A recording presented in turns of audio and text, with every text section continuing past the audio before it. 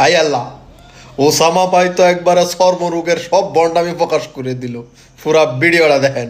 এই দলটার নাম বললেন, আমি যদি তাদের ইতিহাস বিশ্লেষণ করি তাহলে দেখব তারা অতীত থেকে বর্তমান পর্যন্ত কেমন যেন এই নীতি বানিয়েছে যে আমরা সর্বদা বিরোধী দলের বিরুদ্ধে থাকবো, সরকারের বিরুদ্ধে, বিরোধী দলের বিরুদ্ধে। কারণ সরকারের বিরুদ্ধে গেলে কারো না কারো বিরুদ্ধে তো থাকতেই হবে, না হলে আপনি এত হাইলাইটে থাকবেন কিভাবে? তো সরকারের বিরুদ্ধে গেলে পিঠা চামড়া ওঠার ভয় আছে। আপনি দেখেন বিগত হাসিনা 16 বছরে কোন দলটা এমন যাদের উপর চরম পর্যায়ে জুলুম হয় নাই? কিন্তু আমি যদি বলি এই দলটা উল্লেখযোগ্য, এই দলটাই এমন যাদের মুরিদের অভাব নাই, লক্ষ লক্ষ জনশক্তি তাদের আছে, তারা ডাক দিলে সোহরাওয়ার্দী উদ্যান ভরে ফেলা তাদের জন্য ব্যাপার না। কিন্তু তাদের গায়ে উল্লেখযোগ্য ভাবে টাচও করেনি। জেল তো আমরা খেটেছি, একটা বছর কাশ্মীর দেখেছি। আমি তো ওই সময় কোনো রাজনৈতিক দলও করতাম না, অরাজনৈতিক কোনো দলও করতাম না। তারপর 1 বছর আমি থাকলাম, কই তাদের কাউকে তো আমরা সেখানে পেলাম না।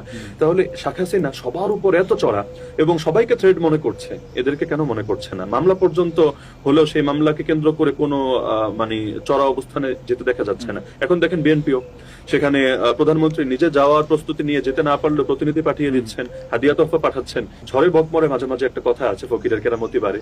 সেটা হলো এভাবে, যখন তারা যেহেতু মুরিদ সব জায়গায় থাকে, তারা এমন কিছু জায়গা থেকে নিশ্চিত তথ্য পেয়েছে যে হাসিনা টিকবে না।